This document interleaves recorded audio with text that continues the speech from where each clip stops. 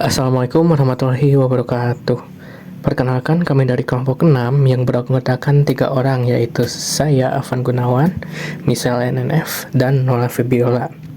Kami akan mempresentasikan materi tentang kekuasaan dalam organisasi. Tetapi sebelum dimulai, saya ingin mengucapkan terima kasih kepada kalian yang telah mendengarkan presentasi kami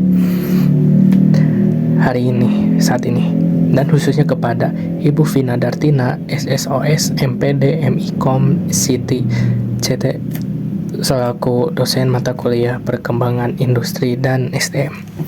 Tanpa berlama-lama lagi, saya mulai presentasinya. Yang pertama ada definisi kekuasaan. Meriam Budiarjo tahun 2002 menyatakan bahwa kekuasaan adalah hak atau wewenang yang diberikan kepada seseorang atau kelompok untuk menjalankannya sesuai dengan batas wewenang yang diterima. Wewenang tersebut tidak boleh dilampaui oleh kemampuan individu atau kelompok untuk mempengaruhi perilaku orang lain sesuai dengan keinginan si pelaku.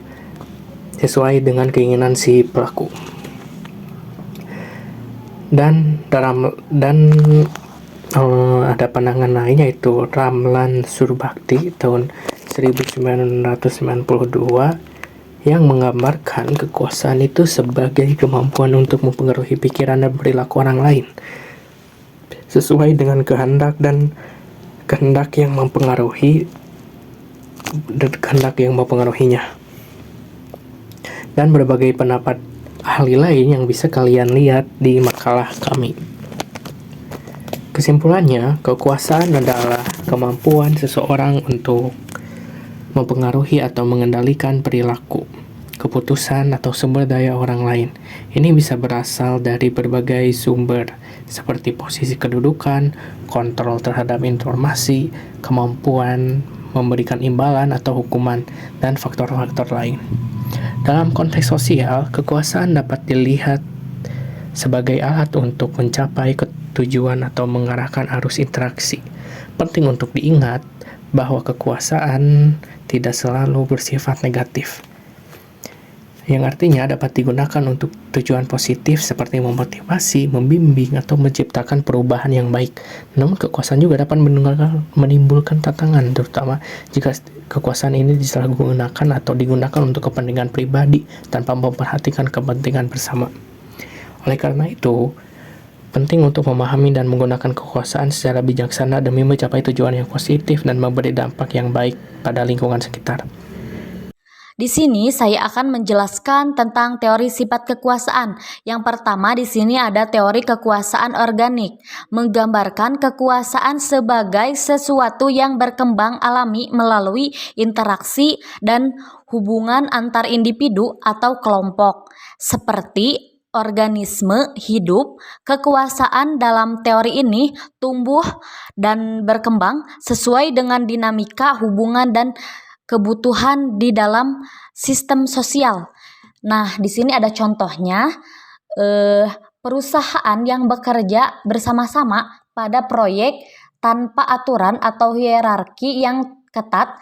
Kekuasaan dalam perusahaan ini berkembang secara alami melalui pertukaran ide, kerjasama, dan kepercayaan yang terbangun di antara pekerjaannya. Lanjut, di sini ada mekanisme. Teori kekuasaan mekanisme melihat kekuasaan sebagai sesuatu yang dapat diorganisir, diukur, dan diatur secara terinci. Ada aturan, struktur, dan hierarki yang jelas, dan kekuasaan dianggap sebagai alat yang digunakan untuk mencapai tujuan tertentu secara efisien. Lanjut, contohnya perusahaan besar dengan struktur hierarki yang ketat, kekuasaan diorganisir dan diatur sesuai dengan posisi dan tanggung jawab masing-masing individu. Oke, selanjutnya ada karakteristik kekuasaan.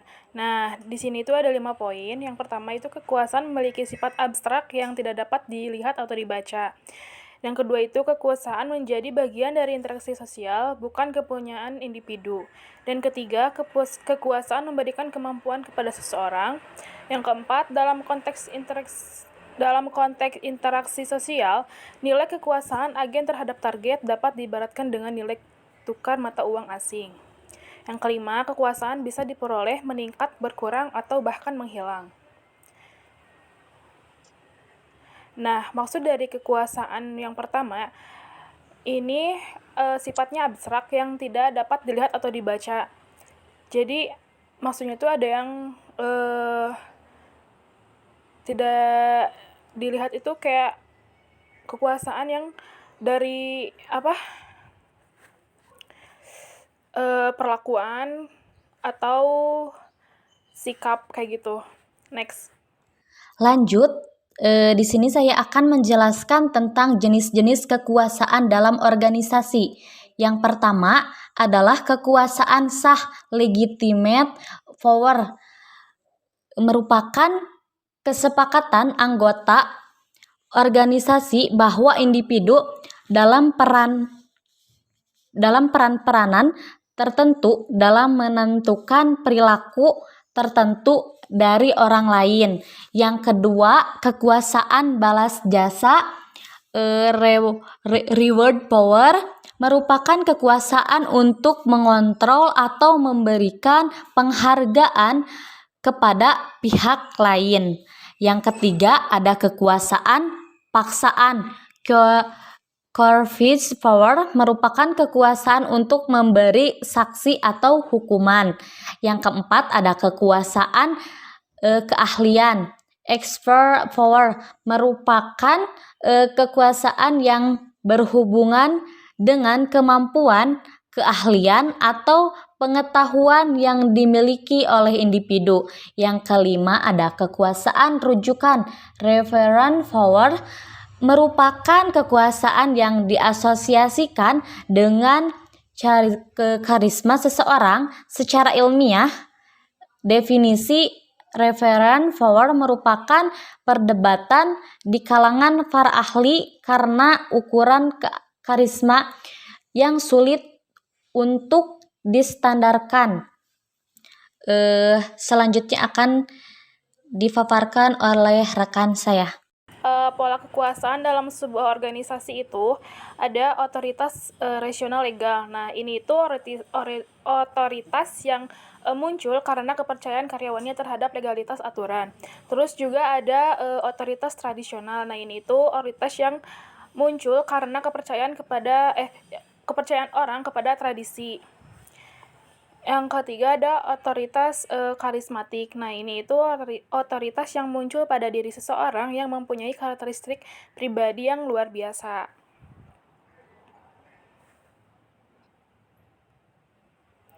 Next. Terus di sini ada politik dan kekuasaan. Nah, dalam konteks organisasi, politik masuk ke dalam ranah kekuasaan, yang berarti politik menjadi elemen yang mengaktifkan keberlangsungan kekuasaan. Nah, politik juga dianggap sebagai pengetahuan untuk mencapai kekuasaan dan menggunakan pengaruh politik untuk mencapai kekuasaan serta meraih tujuan dianggap sebagai tindakan yang pantas diterapkan. Nah, tentu saja hal ini berlaku jika dianggap sebagai aspek positif atau memberikan manfaat bagi organisasi dan individu. Namun juga jika tidak, hal tersebut mengindikasikan bahwa politik digunakan untuk memenuhi kepentingan pribadi dari pemegang kekuasaan. Next. Nah, di sini ada pemberian dan pelaksanaan reward and punishment dalam setiap organisasi memiliki struktur hierarkis. Contohnya, manajemen tingkat atas memberikan kepada manajemen tingkat menengah, dan manajemen tingkat menengah memberikan kepada manajemen tingkat bawah. Untuk gambaran yang lebih jelasnya, lihat ilustrasi di samping kanan ini. Taktik politik dalam organisasi. Nah, ada beberapa taktik politik yang dikemukakan oleh para ahli. Di antaranya adalah menurut R.W. Allen yang mendapatkan 8 taktik politik sebagai berikut. Nah, ini ada menyerang atau mengalahkan orang lain. Nah, terus ada memakai informasi. Memakai informasi itu kayak misalnya memakai informasi tambahan. Yang ketiga ada membangun citra atau manajemen yang menarik. Biasanya ini tuh kayak membangun citra itu kayak misalnya di suatu perusahaan kita itu kayak membangun citra buat si atasan kitanya itu percaya sama kita biar kita itu mendapatkan apa yang kita mau, misalnya kayak bonus atau gaji tambahan. Terus ada mengembangkan dasar dukungan, terus memuji yang lain. Terus yang keenam, bekerja sama dengan yang berpengaruh. Dan ketujuh, koalisi kekuasaan. Yang kedelapan, menciptakan obligasi atau pertukaran. Seperti pertukaran jabatan atau posisi. Next. Selanjutnya ada pembahasan tentang delegasi kekuasaan. Delegasi kekuasaan atau pendelegasian wewenang merujuk pada pengalihan tanggung jawab dan wewenang dari satu individu yang disebut delegator kepada individu lain yang disebut delegasi. Hal ini perlu dibedakan dari delegasi tanda tangan, delegasi kekuasaan dalam konteks proses hukum, dan mandat sosial. Pendelegasian wewenang diartikan sebagai pemberian kekuasaan oleh otoritas yang lebih tinggi kepada otoritas yang lebih rendah. Dalam konteks bisnis, delegasi dalam manajemen diartikan sebagai kunci untuk mengorganisir secara efektif. Lebih lanjutnya, yaitu mendelegasikan berarti memberikan tanggung jawab dan wewenang kepada individu lain untuk menyelesaikan tugas tertentu. Namun pemberi delegasi tetap bertanggung jawab secara keseluruhan terhadap keberhasilannya. Pentingnya pendelegasian wewenang bagi setiap organisasi tidak dapat diabaikan, karena tindakan ini setara dengan memperdayakan karyawan atau anggota tim yang akan menjadi kunci dalam pembagian wewenang dan tugas di antara individu-individu dalam organisasi tersebut. Ada dua hal dalam delegasi kekuasaan, yaitu manfaat dan langkah-langkah efektif delegasi. Yang pertama ada manfaat delegasi yang mempunyai 4 poin. Yang pertama ada distribusi beban kerja. Delegasi membantu mendistribusikan tugas dan tanggung jawab di antara anggota tim, menghindari kelebihan beban pada satu orang, dan menciptakan lingkungan kerja yang seimbang. Yang kedua ada pengembangan keterampilan. Melalui delegasi, individu memiliki peluang untuk mengembangkan keterampilan baru, memperluas kompetensi mereka, dan mencapai pertumbuhan profesional. Yang ketiga ada meningkatkan motivasi. Pemberian tanggung jawab memberikan rasa tanggung jawab dan rasa memiliki terhadap pekerjaan yang pada gilirannya meningkatkan motivasi dan keterlibatan anggota tim. Yang keempat ada peningkatan efisiensi. Delegasi mengarah pada spesialisasi dan fokus pada tugas-tugas tertentu, meningkatkan efisiensi operasional dan hasil akhir pekerjaan. Di sini ada langkah-langkah efektif delegasi yang sama, yaitu ada 4 poin. Yang pertama ada pemahaman tugas. Pemimpin harus memiliki pemahaman yang jelas tentang tugas-tugas yang akan didelegasikan dan menentukan anggota tim yang paling sesuai untuk melaksanakannya. Kedua, komunikasi yang jelas. Komunikasi terbuka dan jelas mengenai tugas, tanggung jawab, dan harapan adalah kunci untuk delegasi yang sukses. 3. Pantauan dan dukungan. Meskipun tanggung jawab sudah didelegasikan, pemimpin tetap perlu memberikan dukungan dan memantau perkembangan untuk memastikan keberhasilan tugas. Yang keempat ada memberikan otonomi. Delegasi efektif melibatkan memberikan cukup otonomi kepada anggota tim untuk membuat keputusan yang berkaitan dengan tanggung jawab mereka. Delegasi kekuasaan bukan hanya tentang membagi pekerjaan, tetapi juga tentang memberdayakan individu untuk berkembang dan memberikan kontribusi maksimal bagi organisasi. Dengan prinsip-prinsip yang jelas dan mengimplementasi yang bijaksana, delegasi kekuasaan dapat menjadi motor penggerak kinerja yang tangguh dan pertumbuhan yang berkelanjutan. Sekian presentasi dari kami. Jika ada hal yang ingin didiskusikan atau ditanyakan, boleh di kolom komentar. Terima kasih. kepada kalian yang telah mendengarkan presentasi kami. Mohon maaf bila ada kesalahan atau kekurangan dalam presentasi kami kali ini. Mohon maaf sebesar-besarnya dan terima kasih. Wassalamualaikum warahmatullahi wabarakatuh.